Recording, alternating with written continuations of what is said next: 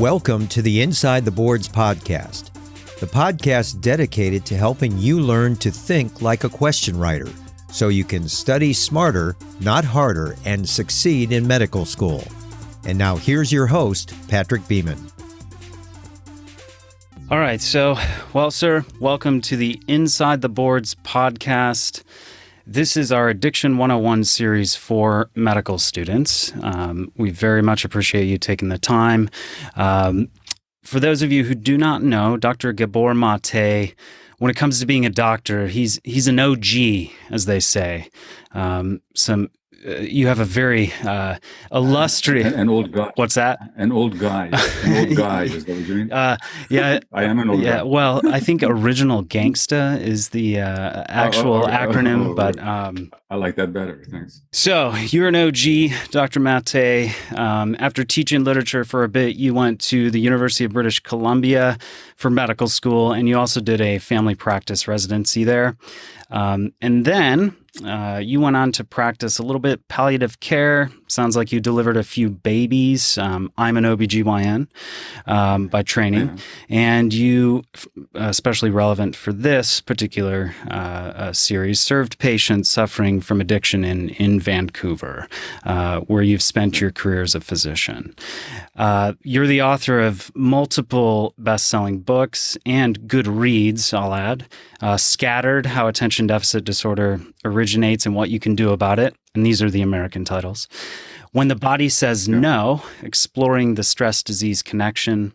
Hold On to Your Kids, Why Parents Need to Matter More Than Peers. And of course, in the realm of Hungry Ghosts, Close Encounters with Addiction. So, welcome. And I could list a lot more interesting things about you, as well as your intellectual preoccupations and contributions you've made to human thought. But what I like to ask people is essentially, whether it's professional or personal, just in your life, what are you most proud of? What I'm most proud of is my drive and willingness to seek the truth, whether that means the truth about myself. And there's a lot of truths that I've had to find out about myself, not all of which I've always liked, and truth about the nature of human experience, and especially as it shows up in issues of health and illness, and truth in the world in general about what is true about society, what is true about the world that we live in, and how do all these personal truths, health truths and social truths all meld together into, which they do. So really what I'm most proud of is my commitment to seek the truth, even when it wasn't comfortable for me or sometimes for others. Well, in that case, I got to follow up. When has it been uncomfortable? When it has been uncomfortable? Yeah. What is an uncomfortable truth you've learned so you can tell us and we don't have to do it? We can just use your experience. Well, so one thing is I was, in my early 50s, I was a very successful physician. I was writing a national medical column here in Canada for a Canadian newspaper. I had a busy family practice. I was the director of a palliative care unit, the largest in-hospital hospice unit in Canada. And I was an unhappy, depressed, workaholic individual who was lit up by all the work and was pretty dark in my personal life. I was in a marriage that I'm still in, but that was very stressful. And my children were afraid of me. And I had addictive behaviors. And to come to terms with all that is not comfortable. Necessary and beautiful, but not in the least comfortable. And that's in a personal sense. Now, in a professional sense, it's that I had to realize over practice, and I'm certainly far from the only physician to have this experience, is that what's important in the medical world is not just what they taught you in medical school, but more particularly what they didn't teach you. And there's a lot of learning that I had to do that I thought I was on my own. Now, it turns out, when it comes to, say, the body-mind unity in health and illness, or the relationship of trauma to adult illness and to addiction and so on. It's not that these things haven't been studied. It's not that I was an original thinker and coming up, but the fact is I had to think originally because they don't teach you this stuff in medical schools for the most part. They certainly didn't when I went to medical school. So the other discomfort is having to come upon what I'm convinced are truths about human experience and relationship to illness and health that go contrary to the dominant medical perspective. And that's the case with addiction as well, as we're going to talk about today. So there's a certain discomfort in parting ways with the party line in your profession. But again, for me, right or wrong, I was more interested in understanding truths that made sense to me than in following any prescribed pathway. Yeah, and that is that's important. My background is in philosophy. I don't know sometimes how I got to the position I'm in as a physician. I mean, I do, but I think they're integrally related. Well, can I interrupt you? Yeah, absolutely. So this is my next book, The Myth of Normal. The myth of normal, trauma, illness, and healing, and toxic culture. Now, this is a printed up copy of the manuscript. The book will not be published for a year yet, so I'm not here to advertise it. But I want to read you the epigraph to the book, because you mentioned you're a physician and philosopher. Please. I see you wrote it with your son. Yeah. This is Elias Galen of Pergamum, a Roman physician, who said, "The best physician is also a philosopher." Yes. And that's how I opened the book. So there you are. Well, perfect. I'll be excited to read that. And if you need anyone to review the galleys, I'm here. I would love to. The collection of works by my mentor, Dr. Ed Pellegrino, is called Physician and Philosopher. He very much influenced my thinking, and so when I came to medicine, it was as a seeker of truth and looking at the discipline of medicine, not so much as applied biology, but rather truly as an art that makes use of science. Yeah. And that is a very, very important distinction that I think we can lose in modern medical education. And I'm sure that sort of echoes some of the things that you have thought and discovered in your, seeking after the truth as well. I'm very fond of quoting the Delphic Oracle here on the show, to know thyself, and remind people actually relevant for what was on the other side of the temple, nothing in excess. Little known fact. So, we open each of these shows with a practice USMLE question. This is, have you held a license in America? No. So you didn't have to ever take the USMLE, which is great. I'm purely a Canuck. Okay. All right. Well, thankfully, this will not count on whether or not you could ever get a licensed here. This will be just one question, but here we go. Okay, so I'll share my screen though, so you can read along. Sure. And every time's new. All right, so in this one, we have a 16-year-old female. Oh, and by the way, these are thanks to our friends at Med Bullets. Go sign up for them. Their stuff is free. A 16-year-old female is brought to the primary care clinic by her mother. The mom is concerned about her daughter's grades, which have been slipping. She says the patient usually earns a mix of A's and B's in her grades, but the past semester she's been getting C's and D's. Her mother's frustrated because she feels like the daughter is acting out more and, quote, hanging out with some no-good friends. Upon questioning the patient with her mother in the room, the patient does not say much and makes no eye contact. Mom is asked to leave the room. The patient's questioned again about any stressors. And after establishing rapport, the patient breaks down and tearfully admits to trying various drugs in order to, quote, fit in with her friends. She says she knows the drugs are not good for me, but has been very stressed out about telling her friends she's not interested. Detailed questioning reveals the patient has been using alcohol, cocaine, and marijuana 2 to 3 times per week. The patient becomes agitated at the end of the interview and pleads for you not to tell her mother. She says that she knows they're illegal, but is afraid of what her parents would say. And so on the test, the question is, what is the best action in response to the adolescent's request? And we'll do A is apologize and say that you must inform legal authorities because the use of these drugs is illegal. B, apologize and say that you must inform her mother because these drugs pose a danger to her health. C, agree to the patient's request and do not inform the patient's mother. Or D, reassure the patient that there is confidentiality in this situation, but encourage her to tell her mother. So if you're a medical student, you had to take an exam like this, what would be the best response? Well, I don't see the best response listed here, but the scored response. Yeah, but in terms of if I had to choose amongst these 5, certainly I'd go with the majority and reassure the patient that this is confidential, but encourage you to tell them. Of these choices, those are the 5. That's the one I would choose. However, yes, it's what makes these exams so much fun. However, you have a better way, but it's not one of the choices. If it was me in real life with a client, is it 15-year-old? Is that 16? I think she was. What I would say to her is, I totally understand, but are you willing to see me again?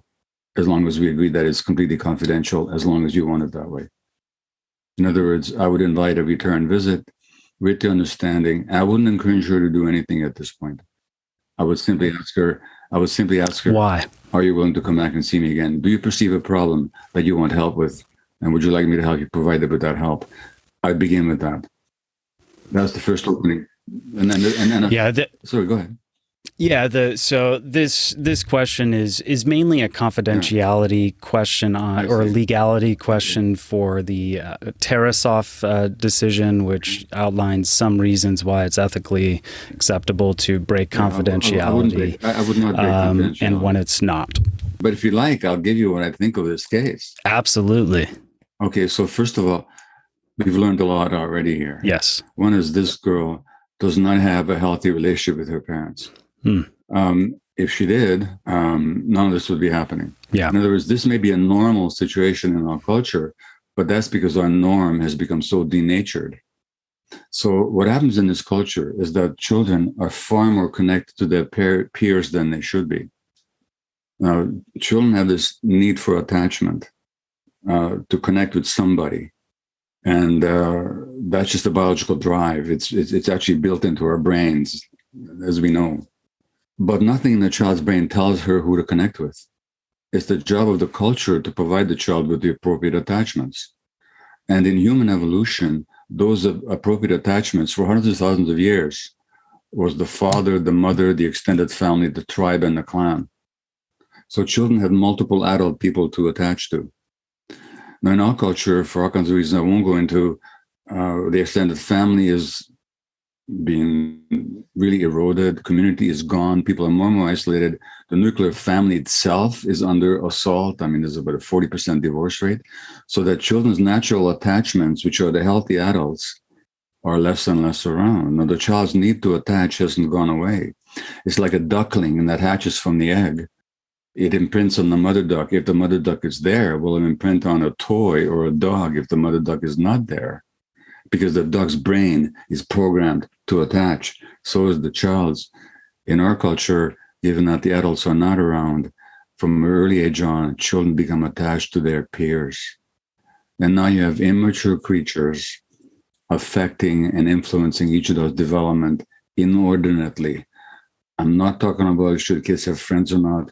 I'm talking about should the peers be the primary influence.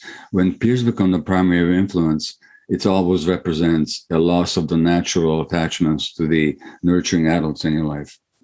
So that's the first problem, which is immensely painful for the child, whether the child knows it or not.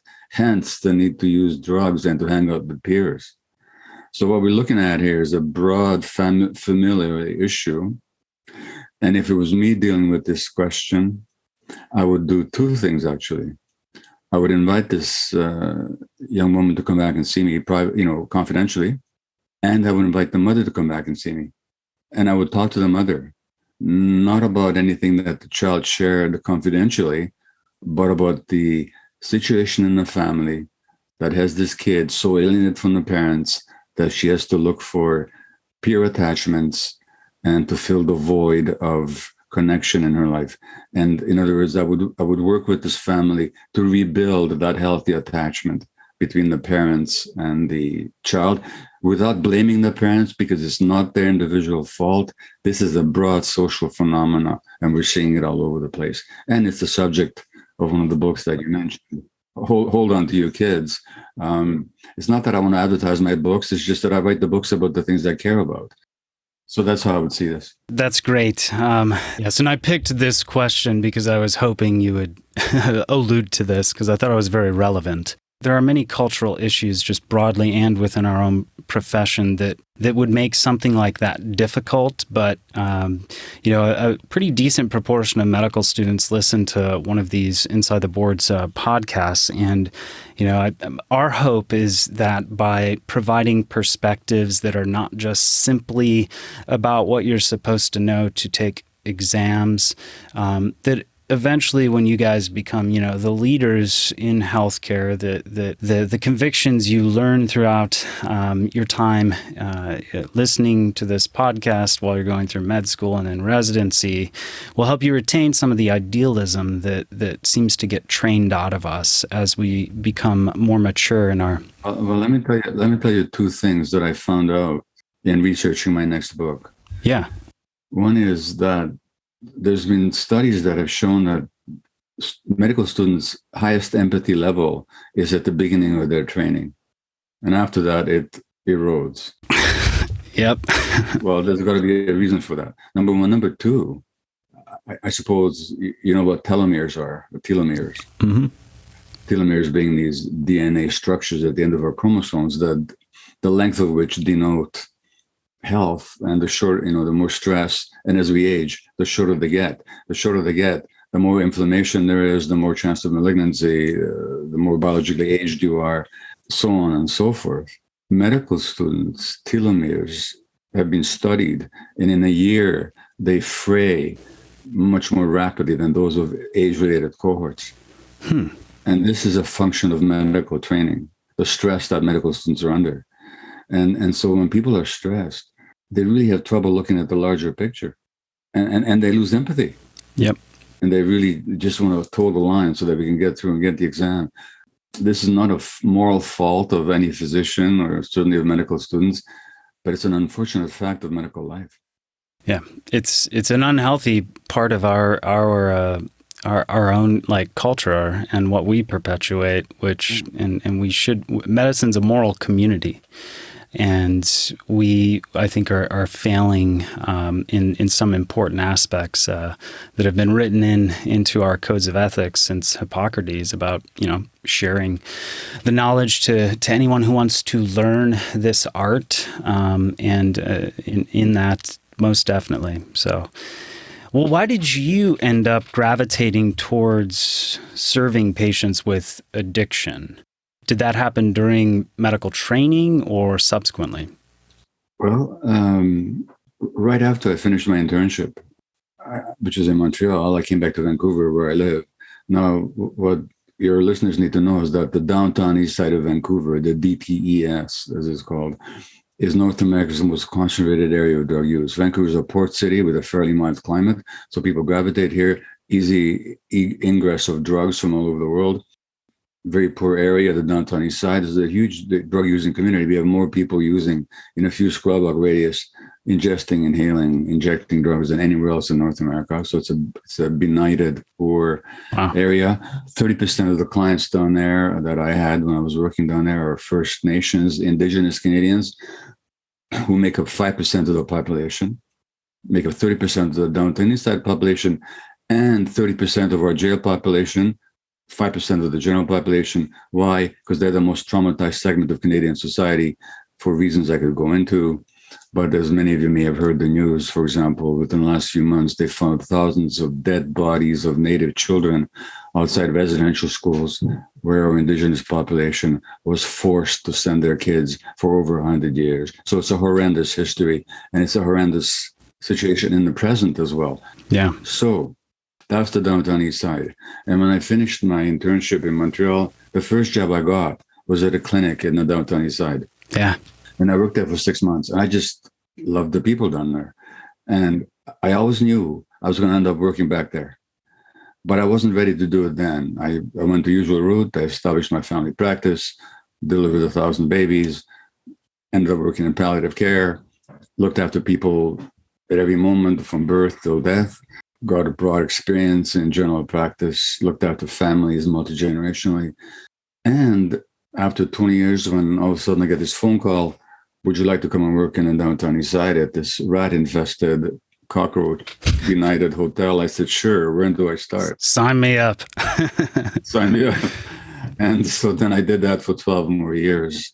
And meanwhile, I had started writing books and interested in the larger social questions underlying particular medical problem, especially addiction, which to me is such a sign of social and personal trauma.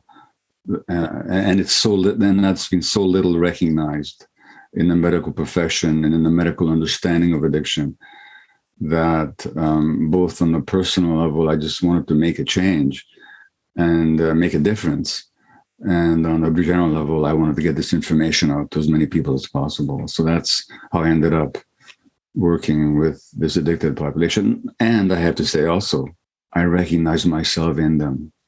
There was nothing about these heroin addicted, HIV-ridden clients that I didn't see in myself.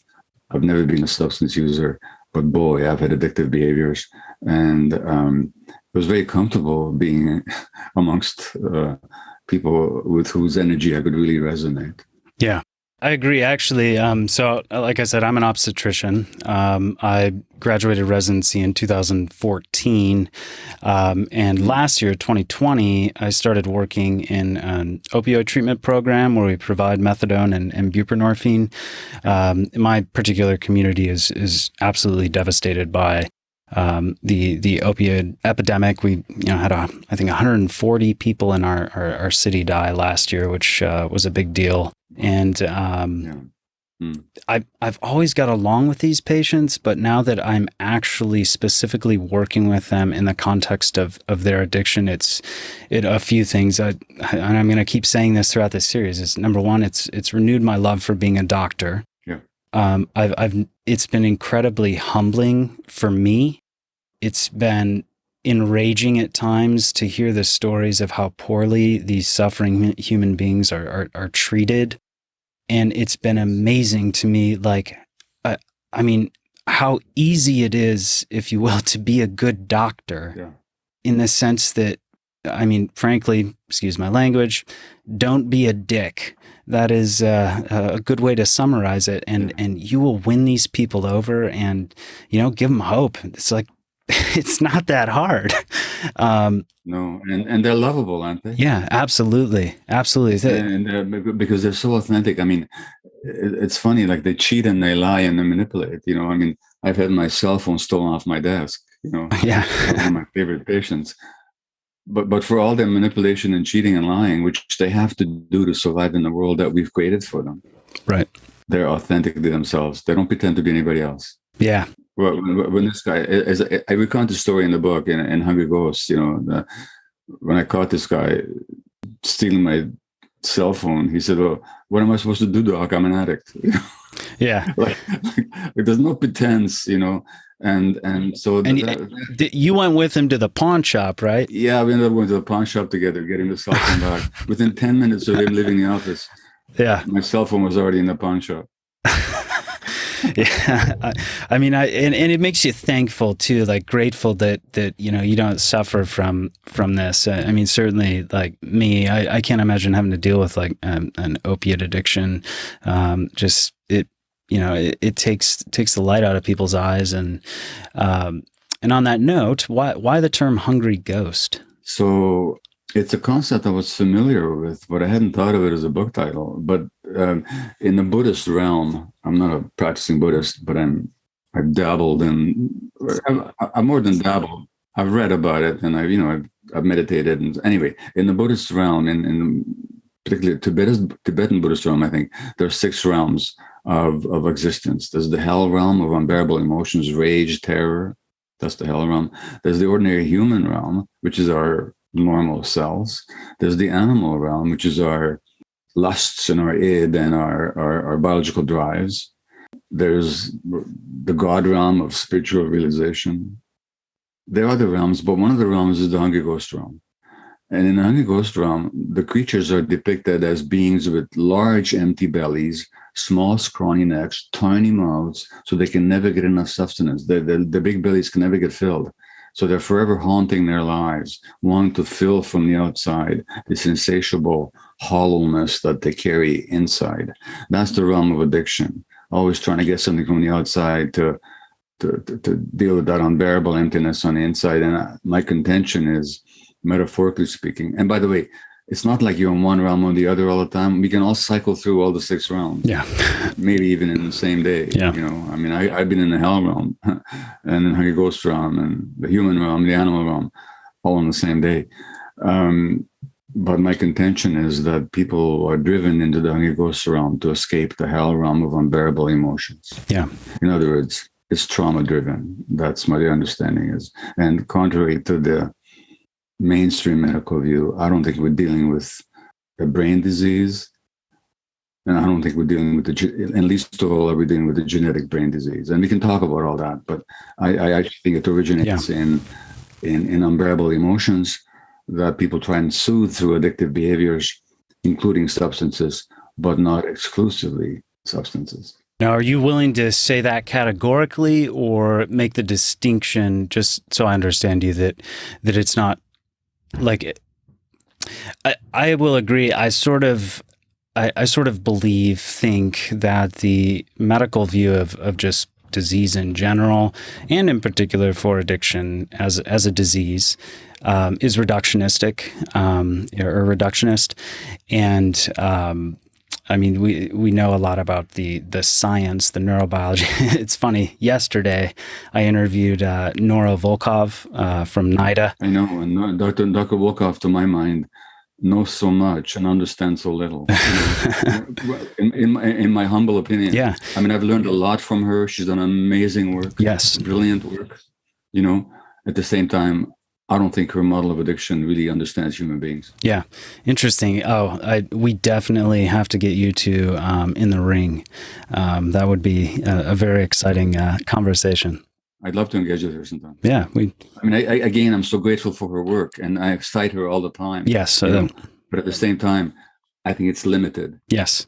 And that's, and yes, absolutely. You write in part 2 of In the Realm of Hungry Ghosts, chapter 9. And by the way, part 2 is titled Physician Heal Thyself. But in chapter 9, you say, quote, "The fundamental addiction is to the fleeting experience of not being addicted.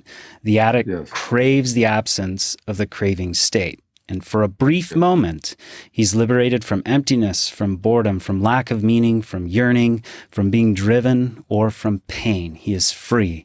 His enslavement to the external, the substance, the object, or the activity, consists of the impossibility in his mind of finding within himself the freedom from longing or irritability."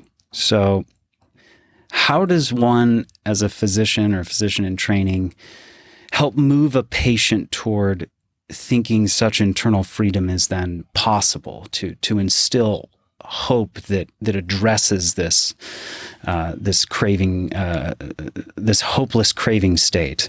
Well, it's difficult if the physician hasn't found that within themselves. Part of the limitations of the profession is that we're very little asked to examine ourselves, and there's hardly any time for it. In fact, we're discouraged from it. And very often the most sensitive ones are selected out. That's just an aspect of medical training. So if I haven't within myself glimpsed some possibility of being free from these drives, it's hard to inspire others to move in that same direction. So that's why I think that in all the healing professions, and particularly in medicine, I think the self-work is just so important. Having said that, if you were a patient, what would you rather hear? That you got this genetic disease, your genes have determined that you got this biological condition of your brain? Or that you're morally weak and a failure and just lack willpower and you just made a bunch of stupid choices in your life, which is the mainstream point of view, by the way, not the mainstream medical point of view, but it's the mainstream social point of view. The mainstream medical point of view is that you got this genetic disease or largely genetic disease, biologically determined. Would you rather have those two alternatives? Or would you rather hear, you know what? Nothing wrong with you fundamentally. Just you had experiences that affected the neurobiology of your brain in such ways as to make you very susceptible for addictive behaviors, including substances. Yeah. And that neurobiology can be understood in terms of your life experience, knowing what we know about brain development these days. And that, in fact, that addiction played a role in your life, a necessary role in your life. And here's where I ask people, now, what's wrong with the addiction? What's right about it? What did it do for you in the short term? They'll say peace of mind, stress relief, numbing. Now, when do people need numbing? It's when they're in pain. Made me feel more connected to people, gave me a sense of control. Well, these are all wonderful things. What kind of a disease gives you all these wonderful things? They're wonderful in the short term, but they don't last because they're trying to get from the outside things that really need to emerge from within. But you say to people, what would they rather hear? You had a bunch of experiences that gave you so much pain that you have to keep soothing it. And they also affected your brain in certain ways. But we can help to heal that pain, and we can help your brain develop in new ways. Now, which of those three alternatives would you rather hear? By the way, the third one happens to be the only scientific one. The other two are totally non-scientific. Yeah, and comprehensive. Takes into account the full like panoply of human experience, and this is why I very much appreciate your work in the book, and a number of lectures you've given, which are all freely available on YouTube, for instance, for anyone interested, is that you do take into account and engage, with, and you can see the struggle as a writer and thinker in this, that there is this biological component, and this is what I've gone to telling patients, like, we can treat the biological component of your opiate addiction with these medicines, but that isn't going to solve the communal problems, the relationality challenges that you have. If you're living with a bunch of people who are using, and they're offering you something that is what you desire, like automatically as a reflex, how can you say no? You look at and also you've got a lot of pain that you're naturally trying to soothe, and right? Pain as a result of life experiences that you didn't choose, that were imposed upon you, and you had no power, no power of choice in the matter. And by the way, right, I never say to people that I'm treating your addiction with Suboxone or methadone. I'm not treating the addiction. What I'm doing is beneficially so, but I'm substituting one addiction for another. That's a very controversial idea. Well, isn't it true? I don't know. Have you actually? What you've done is replaced one opiate with another. You replaced one opiate, which is injectable and maybe laced with fentanyl and who knows what bacteria you're carrying. Yeah. And you have to hunt illegally for it, with a legally prescribed, precisely dosed, much more beneficial opiate. Yeah. All that's wonderful. I'm totally in favor of it. But you haven't treated the addiction. You've replaced it. And that's fine. That's a necessary step forward. Yeah. I just want to be clear in what language we use. That's all. Yes. Yeah. And I definitely see what you're saying here. I mean, not to get too critical of the quote medical establishment, but I think that in science and in medicine as a branch of science, distinctions are often not made as rigorously as they could be. Words are not used as judiciously. And I think that in many, honestly, I feel like this is a problem with the way all things like COVID related have been communicated to the public. We tend to talk as if we are know-it-alls, as it were. And that's a huge turnoff to people.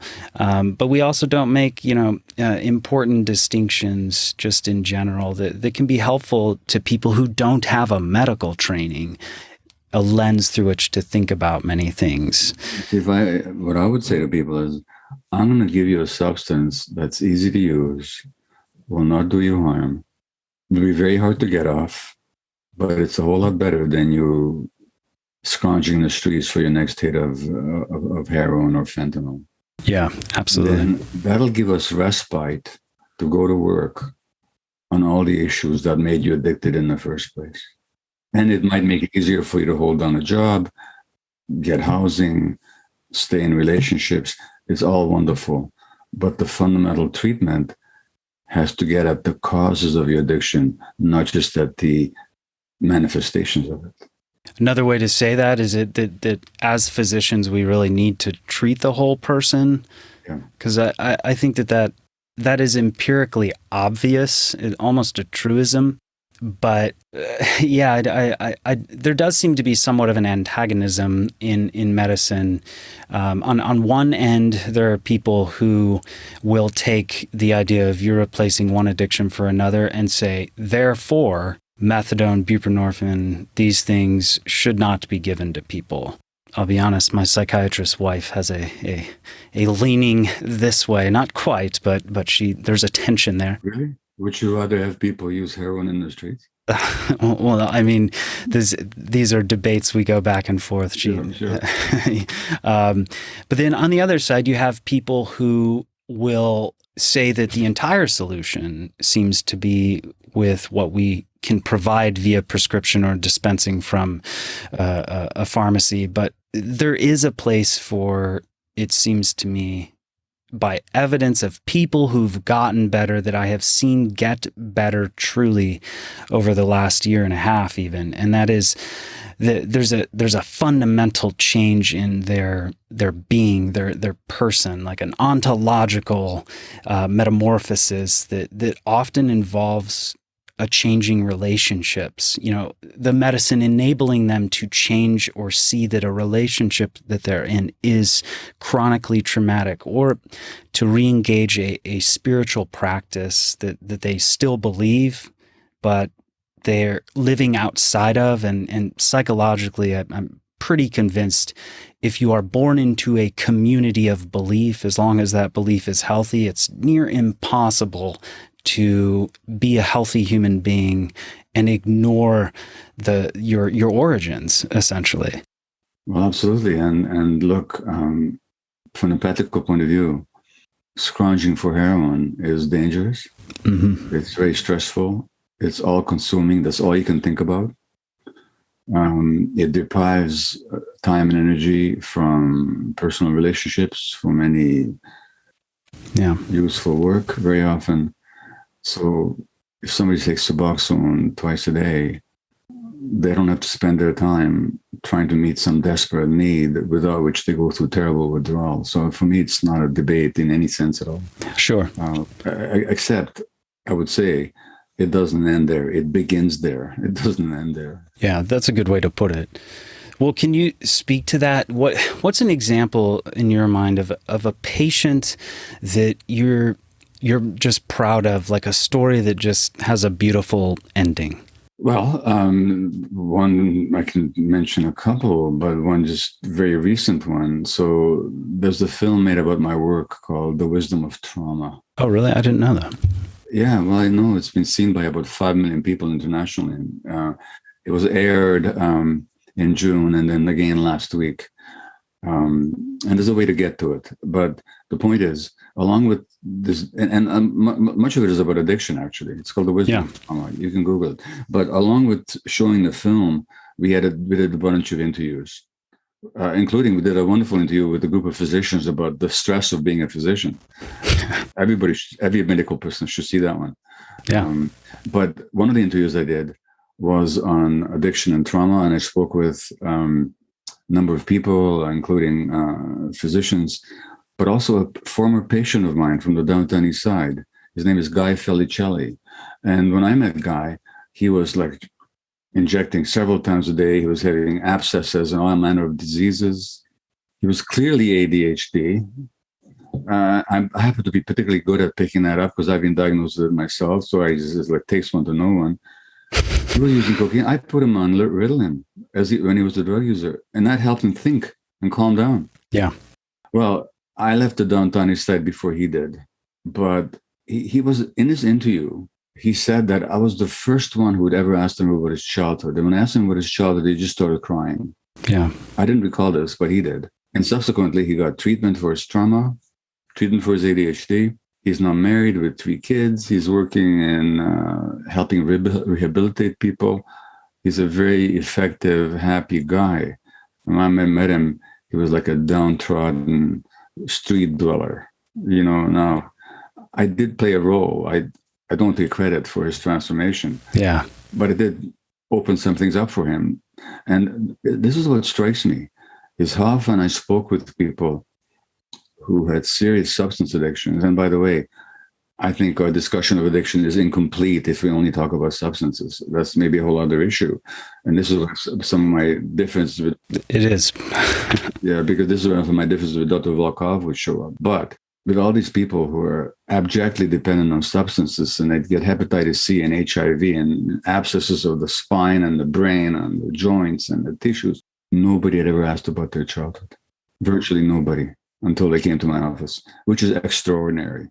Because I didn't meet in all those years. Yeah, I met not a single female patient who had not been sexually abused as a child, and I doubt that, Patrick, that you will in your practice meet too many women who are not sexually abused as children. Yes, and the men had been abused, some sexually, physically, emotionally neglected, and so on. I'm talking about the extreme cases of drug use, such as I was dealing with. I'm not saying every addicted person went to that level of distress. But certainly the population I dealt with did, and nobody had ever asked them about it, which is extraordinary. And it's a real negative tribute to medical training, that we don't learn to ask the most basic questions. Yeah, absolutely. Well, why don't we leave us with this? What is an effective, if you could introduce into one's way of meeting patients or screening for addiction or dealing with actually addicted patients, what question would be good to ask a patient to help them start changing or get them prepared to change and get on the road to, living a full human life? Thanks. Before I say what question I would start with, I think it's very important to know who's asking the question. And when I say who's asking the question, are you doing it as an interrogator? Are you doing it as a cold medical examiner or gatherer of information? Or are you there as a human being? And that makes all the difference to the quality of answers you're going to get. Absolutely.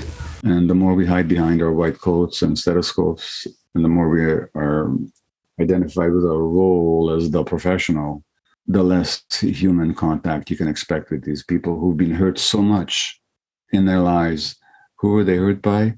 Their caregivers very often. Now, here you are as a caregiver. Why should they even trust you? In other words, this business of the resistant or the recalcitrant or the difficult patient, no, it's on us to create that relationship. So that's the first point. Now, what kind of question would I ask? I begin with something I raised before. Not what's wrong with your addiction, but what's right about it? What is it doing for you? Oh, it makes you feel at peace. Oh, it relieves stress. Oh, it gives you a sense of control. Oh, it numbs your pain. Oh, it distracts you from your difficulties. Well, boy, I can understand why you're using it. I want those qualities too. How did you lose them? What happened in your life that you have so much pain that you have to numb yourself? What happened that you've had so much stress in your life that you haven't learned to regulate your stresses? Why is it, I wouldn't put it in these abstract scientific terms, but why didn't your HPA axis develop in such a way as to be able to manage the stresses of life? Well, guess what? Medical people, the HPA axis and the brain and all the circuits in the brain that are implicated in addiction, from the from the endorphin circuitry to the dopamine circuitry of incentive motivation, the circuits of stress regulation, they all develop in interaction with the environment, and under conditions of trauma, they don't develop properly. So I'm looking at the brains of these people. You're looking at not causes. You're looking at effects of life. And so I would say, well, what happened to you? Well, tell me about your life history. So I begin with those two questions. What is it doing for you? How did you lose those qualities that the addiction temporarily provides for you? And can we talk about how you can walk yourself back so that you don't need to be relying on this behavior, whether it's sex or gambling or the practice of medicine or drugs, in order to give you a proper sense of yourself. So that's how I began. And it's a rich... And it's something medical students can actually do because they tend to have more time with patients as well. They can. And I think it'll be illuminating for them. And I hope by now all medical students are familiar with the Adverse Childhood Experiences Studies, the ACE studies. Dr. Vince Felitti, who the San Diego internist, who was the original researcher of the ACE studies, he said something that I just love. He said about addiction, he said, it's hard to get enough of something that almost works. Yeah. So because that pornography works temporarily to give you a charge, get your dopamine circuit going, because the work gives you a temporary thrill of adrenaline rush that's really energizing, because the heroin gives you that endorphin hit where you feel love and warmth and connection, but it doesn't last. So it's hard to get enough of something that almost works. And that's the key to it. That's the key to addiction. Yeah. Well, Dr. Gabor Mate, you authored In the Realm of Hungry Ghosts, which should be required reading for medical students. So please check that book out, and you are welcome back anytime. It's been honestly a true pleasure. I really appreciate it. Yeah, again, thank you so much. I've really appreciated your work, and I hear you have a media blackout in 2022. I don't know about that.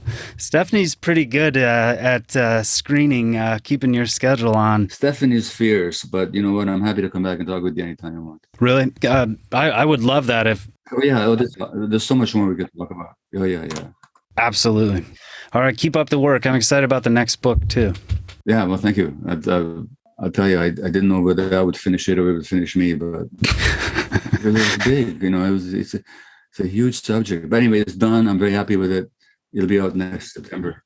You're pretty prolix as far as writing goes. And well, no, I haven't written a book for 13 years now. It's taken me that long. Really? Yeah. I used to write so much, and then basically medicine ruined my creativity. Not really, but it definitely made it a challenge. Well, you know what? This is what I found. So you studied philosophy first, is that right? Yep. Well, that's great. What you will find, what I found, is that it all comes around in the end. Yeah. So my interest in literature and English and history, and then my lifelong dream of being a doctor and wanting to write, it all came together in the end. And I'm sure that'll be happening for you as well, you know? I hope so. So nothing's actually lost. That's the beauty of it. Yeah. I've got philosophy of personality is probably the project I'll start when I retire eventually. So Okay. Wonderful. But I will email you and stay in touch, and thank you again, and talk to you another time. Yeah, you take care. Bye-bye.